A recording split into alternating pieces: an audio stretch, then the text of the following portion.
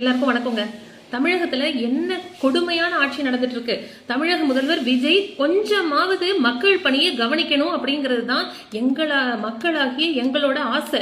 அதை தயவு செய்து நிறைவேற்றுங்க. நீங்க சிங்கப்பெண் அதிரடிப்படை கொண்டு வருவோம்னு சொன்னீங்க. ஆனா இன்னைக்கு என்ன நடந்திருக்கு?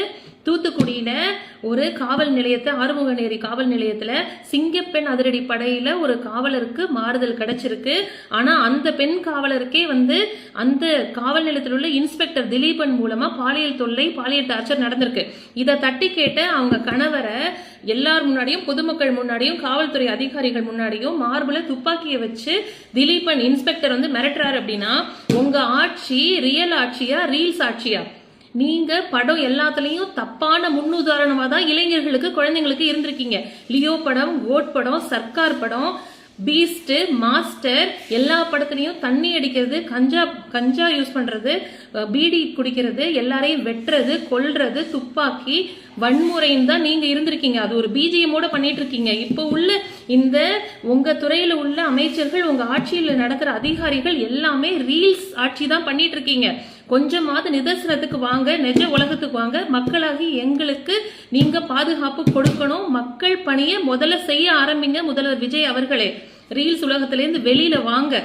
உங்களுக்காக ஒரு தமிழ்நாடு, ஒரு மாநிலமே காத்துட்டு இருக்கு. உங்களுக்கு ஓட்டு போட்டு இன்னைக்கு நாங்க எல்லாருமே ஏமாந்து உட்கார்ந்துருக்கோம்.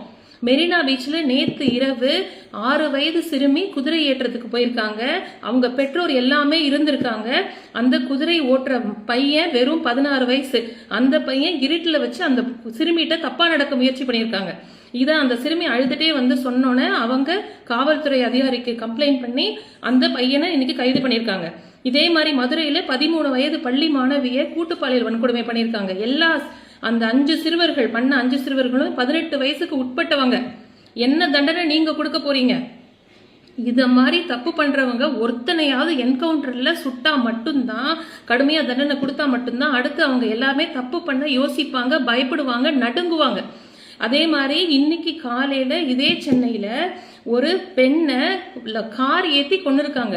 வன்முறையில, சண்டையில, வாய் சண்டை, கை சண்டையாக்கி சண்டையில காரை ஏத்தி ஒரு இளம் பெண்ணை கொண்டு இருக்காங்க. இதுக்கு என்ன பதில் சொல்ல போறீங்க? இதே மாதிரி எவ்வளவு தப்பு நடக்குது. பெண்களுக்கு, குழந்தைகளுக்கு எதிரான வன்முறைகள் இந்த 2 நாள்ல மட்டுமே கிட்டத்தட்ட 12க்கு மேல நடந்துருச்சு. பெட்ரோல் பங்க்ல சிறுநீர் கழிச்சதை தட்டி கேட்ட பங்க் ஊழியரை எதிர்த்து இன்னைக்கு பங்கையே உடைச்சிருக்காங்க, இளைஞர்கள் உடைச்சிருக்காங்க. அது மட்டும் இல்ல, 2 நாள் முன்னாடி தாவேகா கட்சி நிர்வாகிகள் எஸ்ஐயோட கைய நடு ரோட்ல உடைச்சிருக்காங்க. எஸ்ஐ அடிச்சு நடு ரோட்ல கைய உடைச்சிருக்காங்க. பேனர் ஏன் இப்படி வைக்கிறீங்கன்னு கேட்டதுக்காக. தட்டி கேட்ட காவல்துறை அதிகாரிக்கு இங்க பாதுகாப்பு இல்ல. சிங்கப்பெண் அதிரடி படைன்னு எங்களுக்காக நீங்க உருவாக்கின படையில உள்ள பெண்ணுக்கே பாதுகாப்பு இல்ல. நீங்க வேணா சொல்லுங்க, ஒவ்வொரு வீட்லயும் ஒரு பெண் நாங்க வரோம், நாங்க எல்லாரையும் பாதுகாக்கிறோம், தமிழ்நாடு மாநிலத்தை முழுக்க எங்களால பாதுகாக்க முடியும். ஆனா உங்களால முடியலையே விஜய் சார். என்ன பதில் சொல்ல போறீங்க? தமிழ்நாட்டுக்கு விடியல் வரும் அப்படின்னு சொல்லிதான் திமுகவுக்கு மாற்றா உங்களை நினைச்சு எல்லாரும் ஓட்டு போட்டாங்க. குழந்தைங்களை சொல்லி ஓட்டு போட வச்சாங்க. ஆனா அவங்க போட்ட ஓட்டு எங்களுக்கே வேட்டா அமைஞ்சுது அப்படிங்கிறது தான் உண்மை. உண்மையான தைரியமாக பெண்கள் வெளியில வரணும், குழந்தைகள் பாதுகாப்பா இருக்கணும்னா நீங்க தகுந்த நடவடிக்கை எடுக்கணும் முதல்வர் விஜய் சார். தயவு செய்து ரீல்ஸ் ஆட்சியிலிருந்து ரியல் ஆட்சிக்கு வாங்க. மக்களுக்கு நல்லது செய்யுங்க. பெண்களுக்கு, குறிப்பா குழந்தைகளுக்கு, பெண் குழந்தைகளுக்கு பாதுகாப்பு கொடுங்க. இப்ப பஞ்சப்பூர் பஸ் ஸ்டாண்ட்ல 1.5 வயசு குழந்தைய அவங்க பெற்றோர் இருக்கும் போதே 1.5 வயசு குழந்தைய கடத்திருக்காங்க. அது இன்னும் என்ன ஆச்சுங்கிறது தெரியல. முதல்ல அதை விசாரிக்க, எதுக்காக கடத்திருக்காங்க, யாரு கடத்தினாங்கிறத விசாரிங்க. 1.5 வயசு பெண் குழந்தை காணும். தயவுசெய்து விசாரிங்க. நன்றி, வணக்கம்.